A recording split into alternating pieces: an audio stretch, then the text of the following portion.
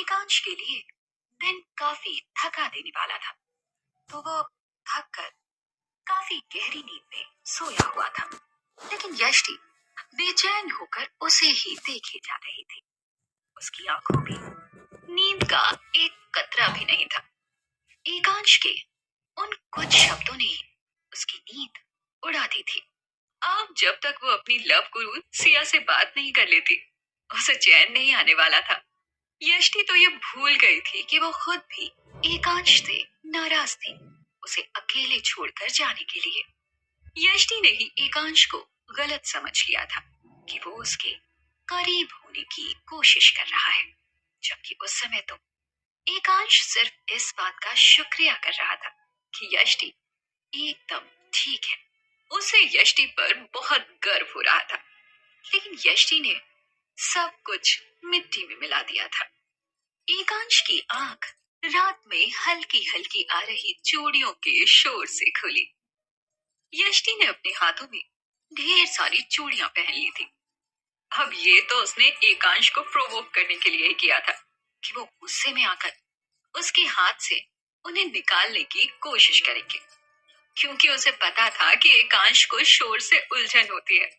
एकांश ने नजरें उठाकर यष्टि की तरफ देखा तो वो बड़े ही सुकून से अपने बेड पर लेटकर अपना मोबाइल यूज कर रही थी। दूसरा हाथ वो बार बार मूव कर रही थी, जिससे उसकी चूड़ियों का शोर पूरे कमरे में गूंज रहा था। एकांश को समझ नहीं आया, क्या ये लड़की पागल हो गई है या जानबूझ के ऐसा कर रही है। एक बार के लिए उसके दिमाग में भी आया कि वो उठकर यष्टि के पास जाए और उसके हाथों से चूड़ियां उतार कर रख दे, लेकिन फिर उसने अपने गुस्से को कायम रखते हुए अपने चेहरे को तकिए से कवर कर लिया। उसने अपनी पीठ यष्टि से फेर ली।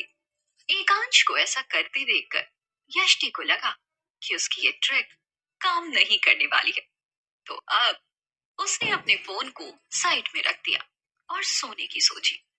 एकांश के इतने जोर से अपने कानों को प्रेस करने के बाद भी यष्टि के चूड़ियों का शोर उसके कानों में पड़ रहा था। आखिरकार एकांश ने अपना पिलो उठाया और रूम का डोर खोलकर वो बाहर आ गया।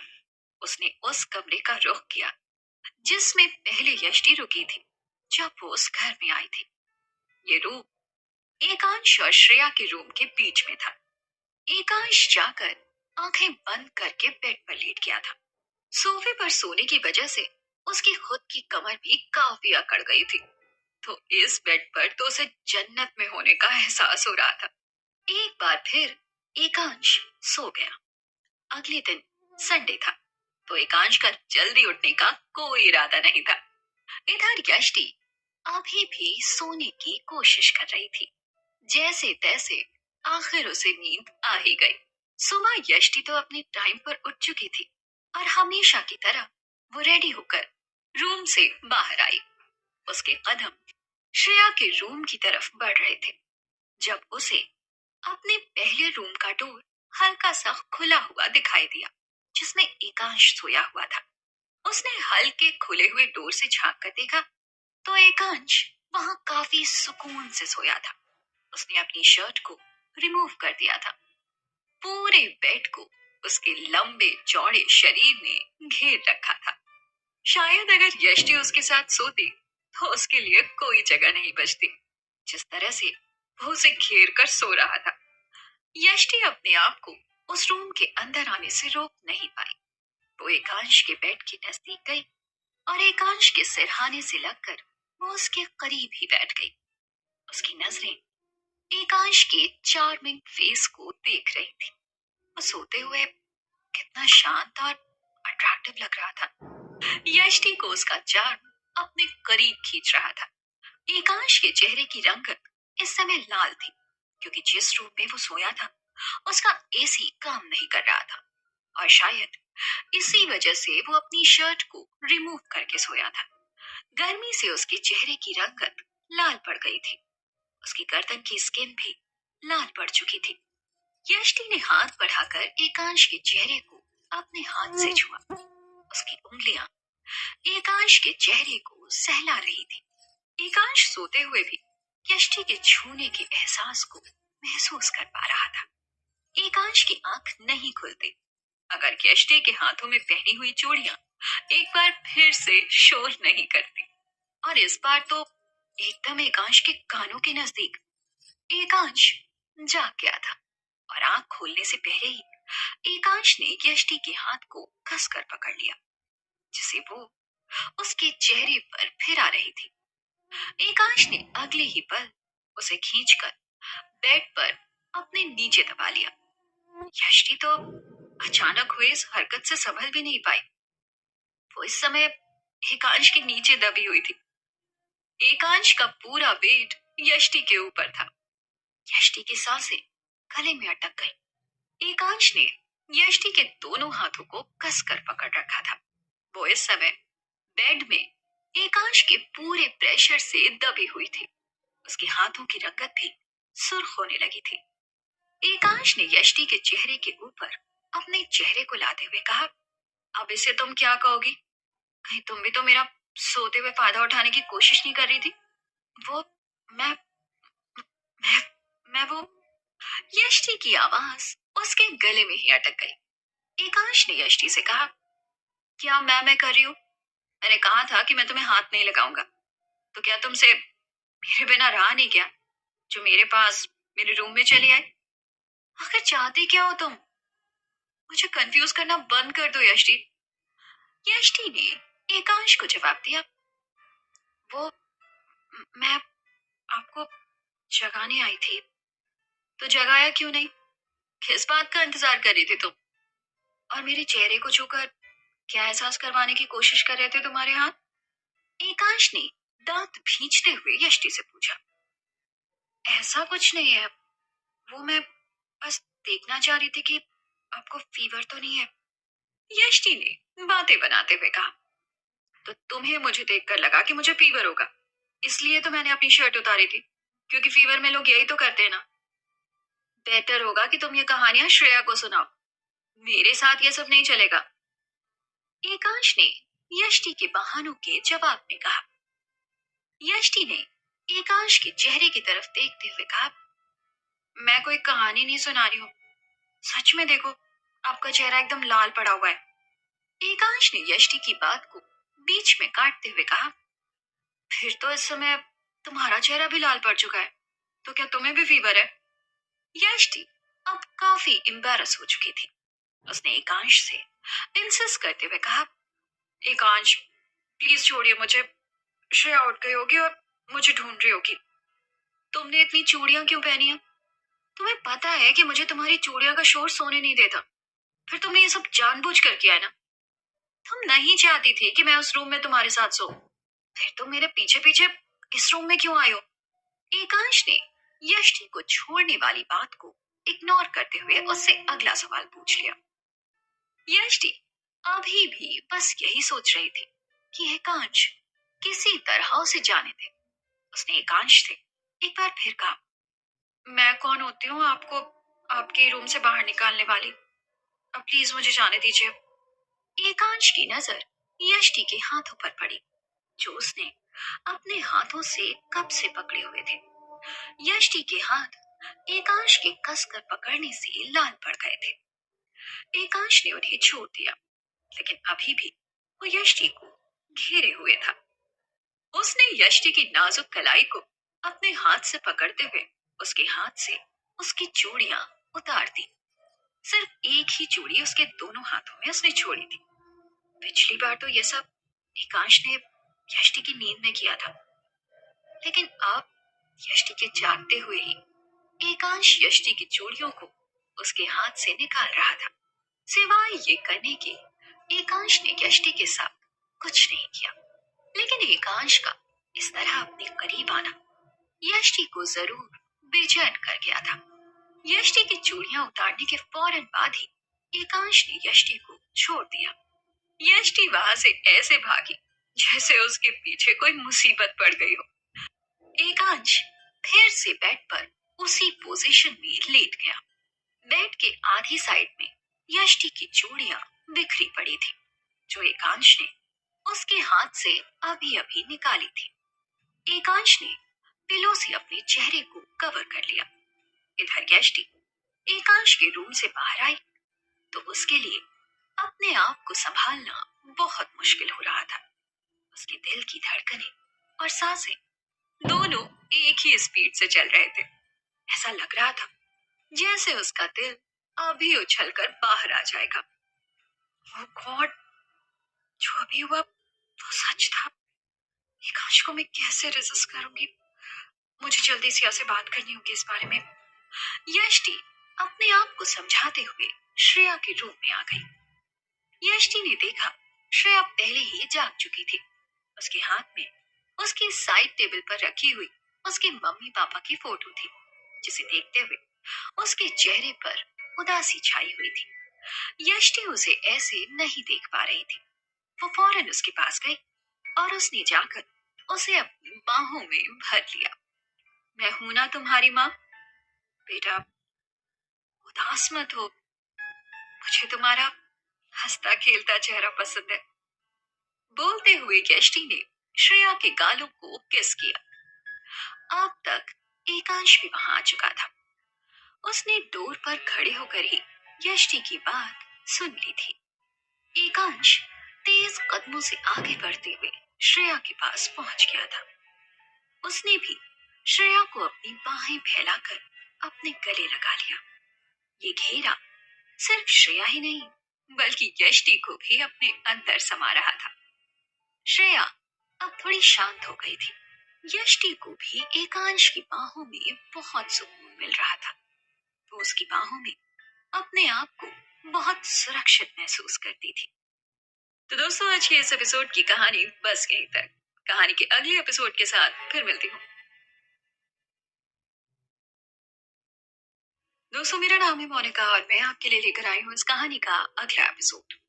एकांश ने श्रेया को अपनी गोद में उठाते हुए कहा, चलो बेटा आज चाचू और श्रेया मिलकर ब्रेकफास्ट बनाते हैं। श्रेया ने भी एकांश की गर्दन पर अपने छोटे छोटे हाथों से घेरा बना रखा था। यष्टि ने कहा, लगता है आज किचन में भूचाल आने वाला है। मिस्टर वालिया खाना बनाने वाले हैं। एकांश ने चिढ़ते हुए यष्टि के इस ताने का जवाब दिया। तुम्हें क्या लगता है मुझे कुछ नहीं आता? तुम मुझे अंडर एस्टिमेट कर रही हो। हर इंसान परफेक्ट नहीं होता। बेटा देखो, चाची तुम्हारे चाचू को चैलेंज कर रही है कि चाचू को कुछ नहीं आता। श्रेया एकांश और यष्टि की इस नोक झोंक को देखकर हंसने से अपने आप को नहीं रोक पा रही थी। एकांश ने श्रेया से पूछा, श्रेया किसकी तरफ है, चाचू या चाची? श्रेया ने यष्टि की तरफ हाथ बढ़ा दिया और उसका हाथ पकड़ लिया। वाह, मेरी भतीजी और कल की आई हुई चाची की साइड ले रही है। तभी श्रेया ने एकांश का भी हाथ पकड़ लिया। श्रेया ने बहुत ही डिप्लोमेटिक होकर जवाब दिया था। उसे तो चाचू और चाची दोनों ही चाहिए थे, तो उसने दोनों को ही चूज कर लिया। श्रेया को ऐसे करते देखकर एकांश और यष्टि दोनों को ही उसकी हरकत पर हंसी आ रही थी। एकांश नीचे आ गया। उसने श्रेया को सीधे किचन में ले जाकर किचन काउंटर पर बिठा दिया। इसका मतलब था कि एकांश सच में ब्रेकफास्ट बनाने वाला था। यष्टि जब से उस घर पे आई थी तब से पहली बार उसने एकांश को किचन में कदम रखते हुए देखा था। उसे पूरा पूरा यकीन था कि एकांश कोई ना कोई डिजास्टर तो आज करेगा ही करेगा। यष्टि अपने चेहरे को दोनों हाथों के बीच में टिकाकर डाइनिंग टेबल पर बैठ गई। उसकी नजर किचन में काम कर रहे एकांश पर पड़ी। उसे देखकर लग ही नहीं रहा था कि वो ये काम पहली बार कर रहा था। उसके हाथ बहुत ही प्रोफेशनली चल रहे थे। ज्यादा कुछ नहीं, वो सिर्फ French toast, omelette, juice, cornflakes और ब्लैक कॉफी बना रहा था। एकांश ने श्रेया के हाथ में टोस्ट पकड़ा दिए उन पर बटर लगाने के लिए। एकांश ने श्रेया का ध्यान एकदम बटा दिया था। वो इस समय सचमुच बहुत ज्यादा एंजॉय कर रही थी। यष्टि भी ये देखकर इम्प्रेस थी कि एकांश एक बहुत अच्छा पिता है। वही एकांश के पास किचन में खड़ा कुक यही सोच रहा था। लगता है एकांश सर और यष्टि मैडम तो मेरी जॉब खाकर ही मानेंगे। जब से यष्टि उस घर में आई थी तब से हर रोज श्रेया के लिए खाना वो अपने हाथों से ही बनाती थी। कभी कभी एकांश के लिए भी वो खाना बनाया करती थी। सुनीता जी भी बड़ी हैरान थी एकांश को ऐसे किचन में देखकर। लेकिन ये उनके लिए पहली बार नहीं था, क्योंकि इससे पहले एकांश जब भी उसके भाई और भाभी की डेथ नहीं हुई थी, तब कभी कभी अपने लिए खुद से ब्रेकफास्ट बना लिया करता था। लेकिन उसके भाई और भाभी की डेथ के बाद से लेकर अब तक वो किचन में नहीं गया था। लेकिन आज श्रेया के लिए वो फिर से ये कर रहा था। यष्टि भी एकांश की तारीफ करने से अपने आप को नहीं रोक पा रही थी। उफ, कितने हैंडसम और चार्मिंग लग रहे हैं एकांश। पहली बार एक मैस्कुलिन मैन को इस तरह किचन में एप्रन पहनकर इतना परफेक्टली कुक करते हुए देखा है। यष्टि एकांश को देखते देखते जैसी गहरी और ठंडी सांसें ले रही थी। वो किसी ख्वाबों की दुनिया में चली गई थी। उसका ध्यान तब टूटा जब एकांश ने उसके सामने आकर चुटकी बजाई और उसे कहा, हेलो मैडम, किन ख्यालों में खोई हो? देखो, ब्रेकफास्ट लग चुका है। अब जाकर यष्टि को थोड़ा होश आया। एकांश एप्रन पहने हुए उसके पास वाली चेयर पर बैठा था और उसकी गोद में श्रेया थी। एकांश ने उससे कहा, खाओ और बताओ कि तुम्हारा पति कुकिंग कर सकता है या फिर नहीं। यष्टि ने बिना टाइम वेस्ट किए ब्रेकफास्ट करना स्टार्ट किया। वाकई में एकांश ने जो भी बनाया था सब कुछ बिल्कुल परफेक्ट था। टेस्ट करके ही पता चल रहा था कि एकांश ने एफर्ट्स लगाए हैं ब्रेकफास्ट बनाने में। तीनों ही अब एकांश का बनाया हुआ ब्रेकफास्ट कर रहे थे। इधर आदित्य कपूर एयरपोर्ट से एकांश के घर के लिए निकल रहा था। 5 फीट 11 इंच की height, dusky Indian look, curly बाल और चार्मिंग फेशियल फीचर। वो जैसे ही बाहर आया, उसके लिए उसकी कार पहले से ही एयरपोर्ट पर उसका इंतजार कर रही थी। उसने ड्राइवर से कहा, मैं खुद ड्राइव करूंगा, तुम जा सकते हो। कहते ही आदित्य ने कार की चाबी ले ली थी। उसने कार को सीधे एकांश के घर की डायरेक्शन में मोड़ लिया। आज पूरे 6 महीने के बाद आदित्य विदेश से वापस आ रहा था। आदित्य का पूरा लगेज फोटोग्राफी के सामान से भरा पड़ा था। ये उसका शौक भी था और कुछ हद तक प्रोफेशन भी। वो अपने बिजनेस के साथ साथ कुछ वाइल्ड लाइफ फोटोग्राफी के प्रोजेक्ट्स भी करता था। अब तक उसने अपनी कंपनी ज्वाइन नहीं की थी। उसके डैड ही उसकी कंपनी संभालते थे। लेकिन अब से वो अपने डैड को रिटायरमेंट देकर खुद वो कंपनी संभालने वाला था।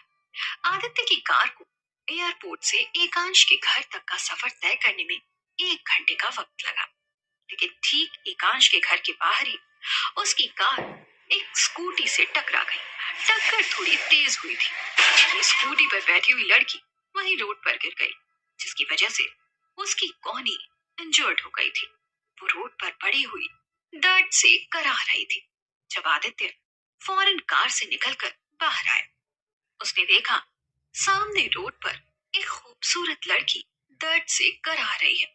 उसे उठाने के लिए वो फौरन दौड़कर उसके पास आया। लेकिन उस खूबसूरत लड़की ने गुस्से में जब बोलना शुरू किया, तो अब वो लड़की मुंह से जैसे आग उगल रही थी। आंखें या बटन, रोड पर अगर चलना नहीं आता है तो निकलते क्यों? वो भी इतनी बड़ी गाड़ी लेकर। आधी रोड तो तुम जैसे लोग ही खेल लेते हैं। आदित्य ने उसे बीच में टोकते हुए कहा, हे मिस, आप कुछ ज्यादा ही बोल रही हैं। स्कूटी से भी कोई ओवरटेक करता है क्या? इसमें मेरी कोई गलती नहीं है। आप देखकर क्यों नहीं चला रही थी? मैं देखकर नहीं चला रही थी? Wow, great. तो आप देखकर चला रहे थे। इतनी छोटी सी स्कूटी नहीं दिखाई देती आपको? देखो कितना खून बह रहा है मेरे हाथ से।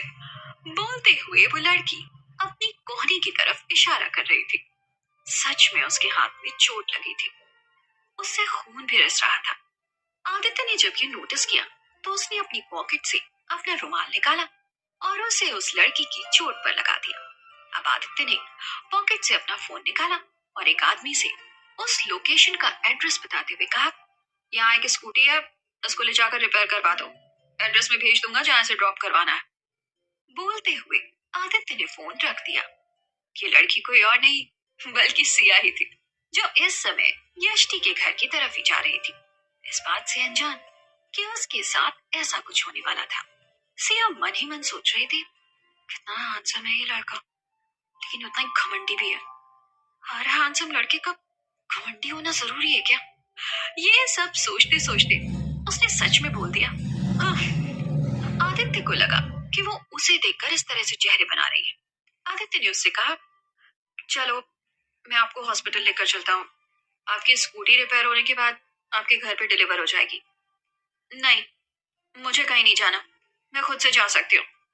बोलते हुए सिया खड़ी होने लगी। लड़खड़ाने की वजह से उसने आदित्य के कोट को कसकर पकड़कर सहारा लिया। अगर वो ऐसा नहीं करती तो वो वही सड़क पर फिर से गिर जाती। इतना ही नहीं, बल्कि आदित्य ने भी उसको कमर से पकड़ लिया था उसे सहारा देने के लिए। अब आदित्य ने आगे उसे इंसिस्ट ना करते हुए उसे गोद में उठा लिया। अब ये आप क्या कर रहे हैं? छोड़िए मुझे, मैंने कहा ना मुझे आपके साथ कहीं नहीं जाना। अजीब जबरदस्ती है, मुझे नीचे उतारो। लेकिन आदित्य के ऊपर तो उसकी बातें असर ही नहीं कर रही थी। वो एकदम किसी बहरे इंसान की तरह एक्ट कर रहा था। उसने सिया को ले जाकर अपनी ड्राइविंग सीट के बगल वाली सीट पर बिठा दिया। उसने कार के डोर को लॉक कर दिया ताकि वो निकल कर भाग ना जाए।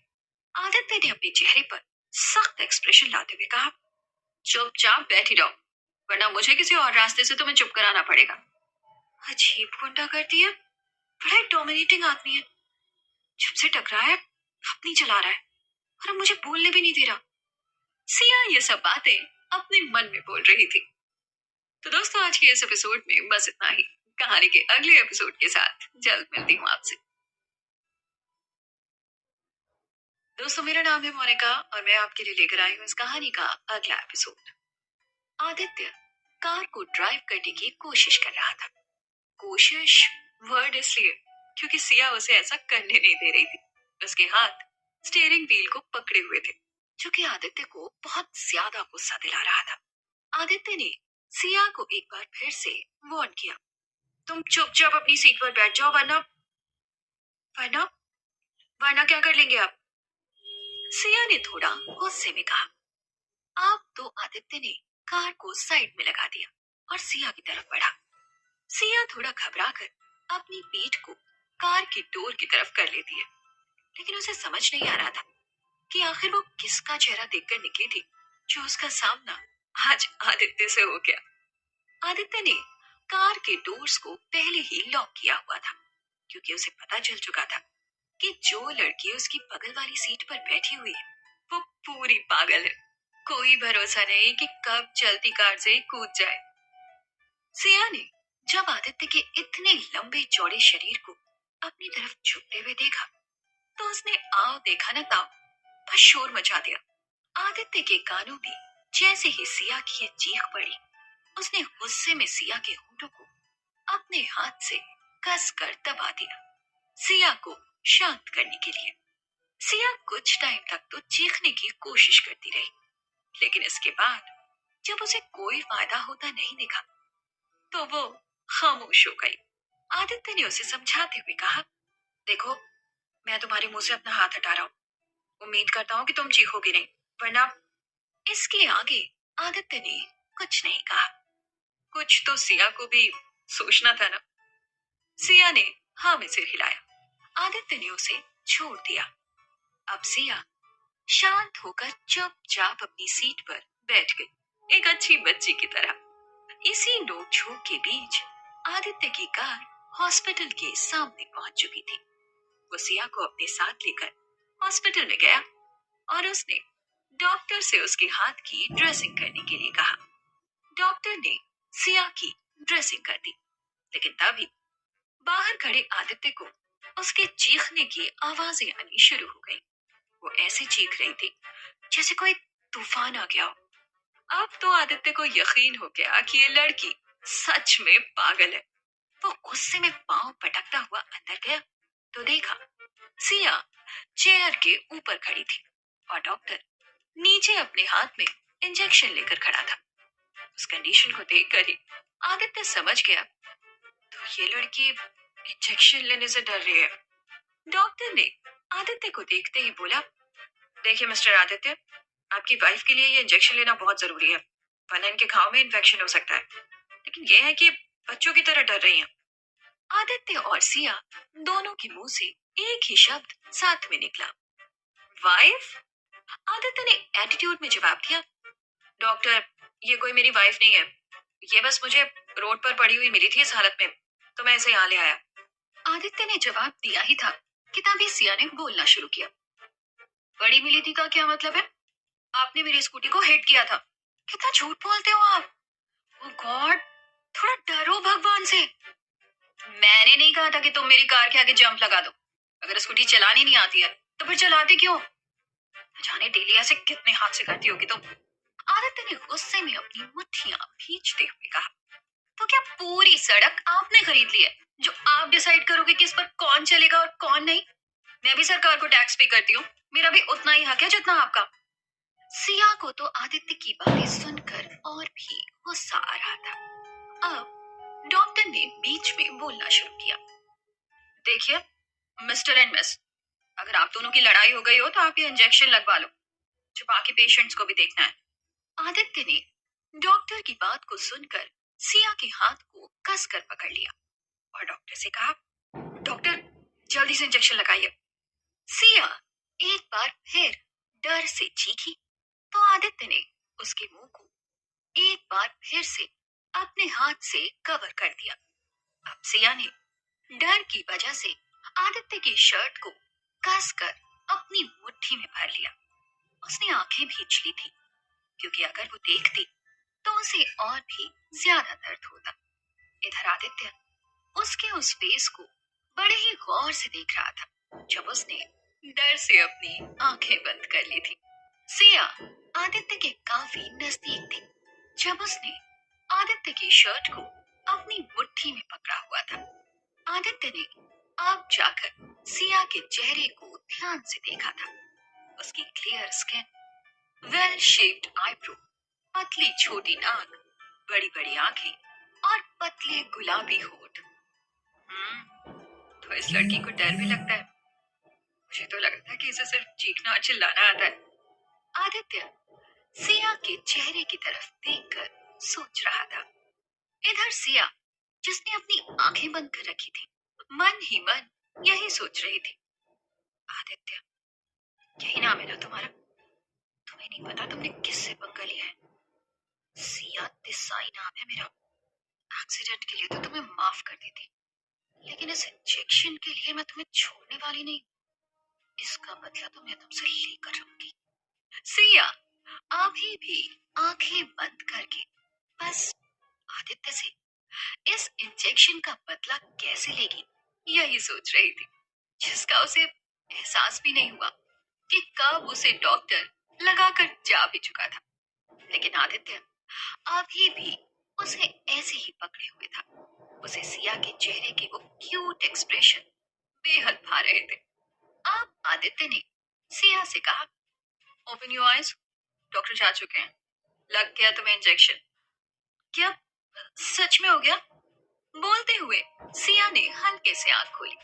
उसके एकदम सामने आदित्य का चेहरा था जो उसे ही देख रहा था। अब सिया को एहसास हुआ कि वो किस तरह आदित्य के एकदम नजदीक उसकी शर्ट को पकड़कर खड़ी थी। उसने फौरन ही आदित्य की शर्ट को छोड़ दिया। तुम्हें तुम्हें देख लूंगी, तुम बहुत पछताओगे मिस्टर आदित्य।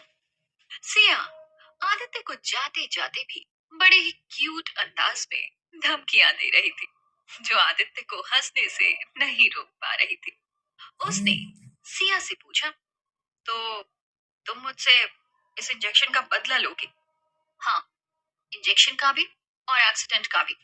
सिया ने आदित्य को जवाब दिया तो आदित्य ने कहा, और वो कैसे लोगे तुम? तुम्हें क्यों बताऊं? ताकि तुम अलर्ट हो जाओ। अब मेरा रास्ता छोड़ो, मुझे जाना है। मेरी फ्रेंड मेरा इंतजार कर रही होगी। बोलते हुए सिया जाने को हुई तो आदित्य को याद आया कि एकांश भी उसका इंतजार कर रहा होगा। उसने भी फौरन वहां से अपनी कार एकांश के घर जाने के लिए स्टार्ट की। हॉस्पिटल के बाहर टैक्सी का वेट करती हुई सिया को आदित्य ने एक बार फिर से अपनी कार में बैठकर उसे छोड़ने का ऑफर दिया, लेकिन सिया ने उसे साफ मना कर दिया। आदित्य ने अपनी कार को एकांश के घर की तरफ दौड़ा दिया। वो पूरे रास्ते सिया से अचानक से हुई उस मुलाकात के बारे में सोचता रहा। कुछ ही देर में वो एकांश के घर पहुंच चुका था। कार को पार्किंग में लगाकर आदित्य ने एकांश के घर की डोरबेल बजाई तो सुनीता जी ने दरवाजा खोला। आदित्य को सामने देखकर एकांश फौरन तेज कदमों से उसकी तरफ बढ़ा और उसे गले लगा लिया। आदित्य ने सुनीता जी से पूछा, आंटी कैसी हैं आप? सुनीता जी ने खुश होते हुए आदित्य को जवाब दिया, मैं तो एकदम ठीक हूँ बेटा, बहुत टाइम बाद आया आज। हाँ, वो मैं बाहर गया हुआ था, बस आज ही लौटा हूँ। कहते हुए वो घर के अंदर आ गया। सामने सोफे पर बैठी श्रेया ने आदित्य को देखकर दौड़ लगा दी। वो भागते हुए आकर आदित्य के गले से लग गई। इधर यष्टि को इतना तो पता था कि वो शख्स आदित्य है, लेकिन आखिर वो है कौन जिसे श्रेया भी इतने अच्छे से जानती है। इससे पहले यष्टि कुछ पूछ पाती, एक बार फिर से एकांश के घर की डोरबेल बजी। इस बार डोर पर सिया थी। एक बार फिर से सुनीता जी ने ही दरवाजा खोला। सिया ने अंदर आते ही कहा, चाची कैसी हैं आप? आदित्य के कानों में जब ये आवाज पड़ी तो वो फौरन पलटा। उसे ये आवाज जानी पहचानी लगी, लेकिन जैसे ही वो पलटा, सिया और आदित्य दोनों के मुंह से एक ही शब्द निकला, तुम। तो दोस्तों आज के इस एपिसोड की कहानी बस यहीं तक। कहानी के अगले एपिसोड के साथ फिर मिलती हूँ आपसे।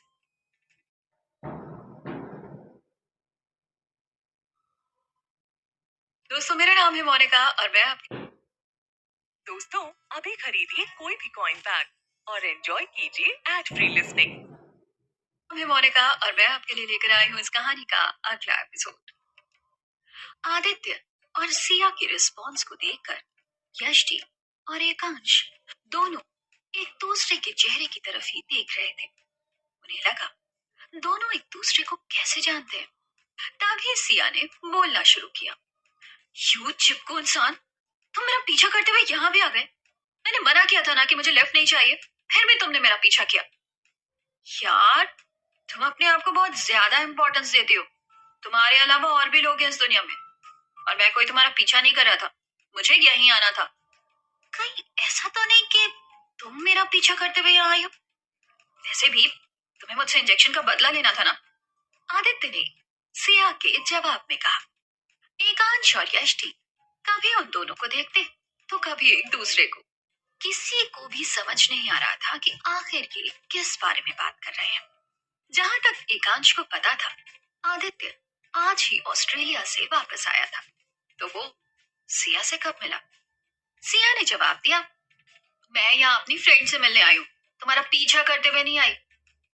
अब यष्टि ने बीच में बोलना शुरू किया, आप दोनों शांत हो जाओ। सिया ये तेरे हाथ में क्या हुआ? आदित्य आप बैठिए ना, जब से आए हैं तब से खड़े ही हैं। हाँ आदित्य बैठ जा, थक गया होगा तू।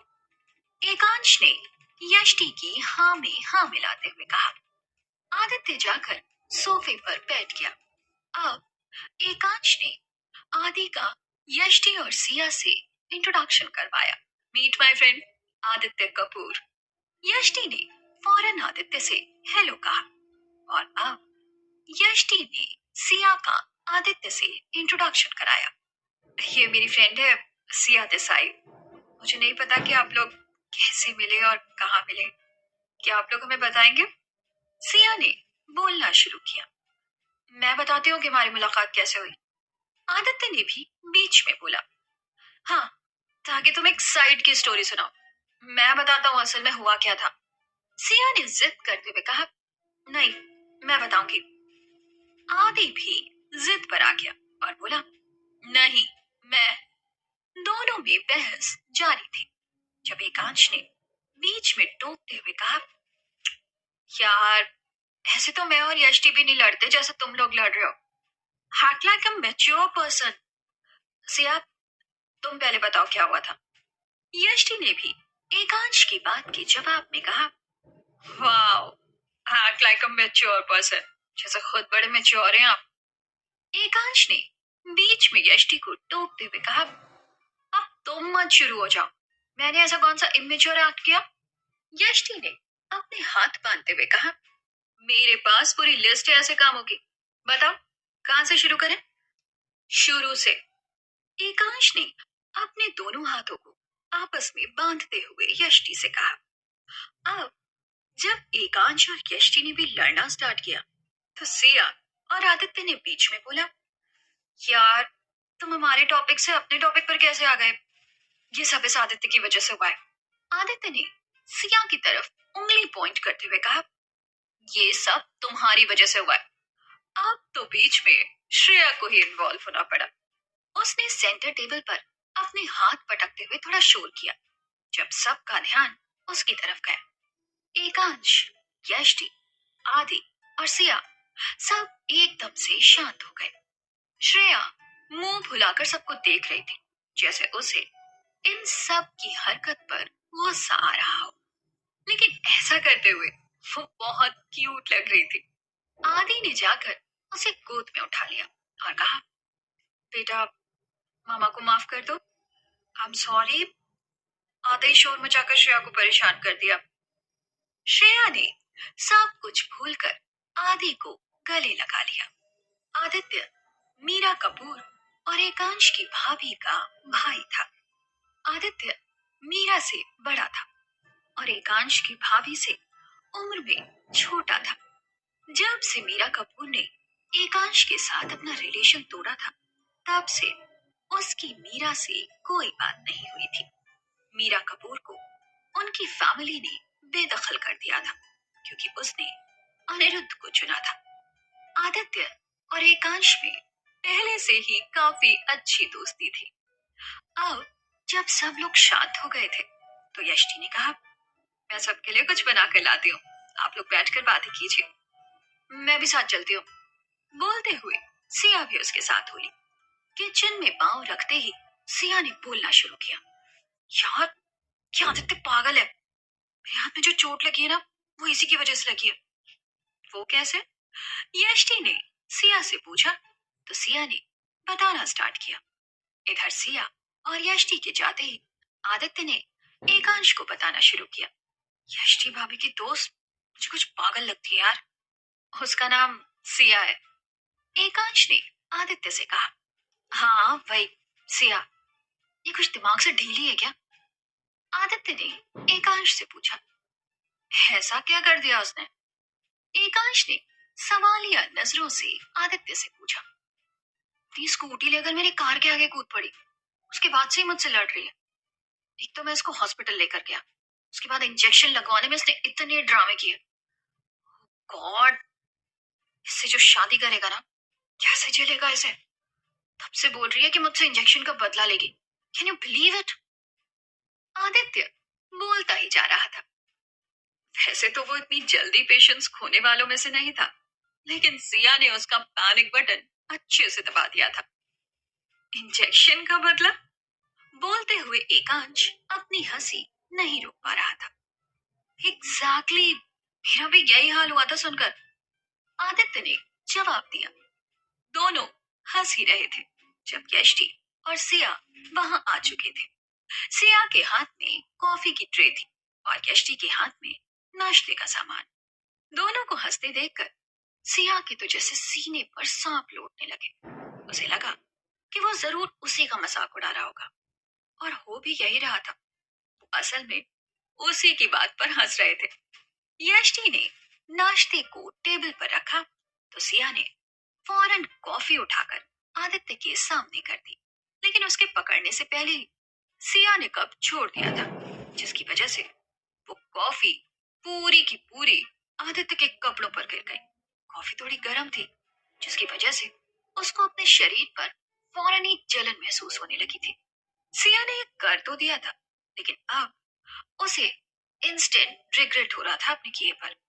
वो अपने स्कार्फ से आदित्य के कपड़ों को साफ करने की नाकाम कोशिश करने लगी, लेकिन आदित्य का चेहरा इस समय बहुत गुस्से में दिखाई दे रहा था। यष्टि ने आदित्य से कहा, चलो, मैं आपको वॉशरूम तक ले चलती हूँ। भाभी, आप परेशान मत होइए, मुझे इस घर का चप्पा चप्पा अच्छे से पता है। बोलते हुए आदित्य उठकर ऊपर रूम की तरफ चला गया। अब यष्टि ने आंखें निकालकर सिया की तरफ देखा। उसे खुद सिया के किए पर गुस्सा आ रहा था। सिया को सच में सॉरी फील हो रहा था। उसे सॉरी बोलने के लिए वो फौरन वहां से उठकर आदि के पीछे पीछे गई। आदित्य गेस्ट रूम में वॉशरूम में अपने कपड़ों को साफ कर रहा था। सिया खुद भी उस रूम के अंदर आ गई। उसने इधर उधर देखा तो वॉशरूम का डोर खुला हुआ था। सिया ने आओ देखा न ताओ फौरन वॉशरूम में एंटर हो गई। लेकिन अगले ही पल उसने अपने चेहरे को अपने दोनों हाथों से कवर कर लिया। आदित्य वॉशरूम में शर्टलेस खड़ा था और अपने शरीर पर ठंडे पानी की छींटे मार रहा था। उसे इस समय बहुत ज्यादा जलन हो रही थी। उसने मिरर में अपने पीछे अपने चेहरे को ढके हुए सिया को खड़े हुए देख लिया था। अब उसे सिया पर काफी गुस्सा आ रहा था। उसने सिया के दोनों हाथों को पकड़ते हुए उसके चेहरे से हटाते हुए कहा, क्यों, क्या हुआ? अब अपना चेहरा क्यों छुपा रही हो? आंखें खोलो और देखो मेरी तरफ। क्या किया तुमने मेरे साथ? अब तो खुश हो ना अपने इंजेक्शन का बदला लेकर? सिया ने अपनी आंखों को खोला तो देखा सामने खड़े आदित्य की चेस्ट पर रेड मार्क्स बन गए थे, जिसे देखकर ही पता चल रहा था कि उसे बहुत जलन महसूस हो रही होगी। सिया ने आदित्य की आंखों में देखते हुए कहा, आई एम सॉरी, मेरा ऐसा करने का कोई इरादा नहीं था। उसने अपने हाथ छुड़ाए और वहीं वॉशरूम में टंगी हुई टॉवल से उसे पानी में भिगा दिया।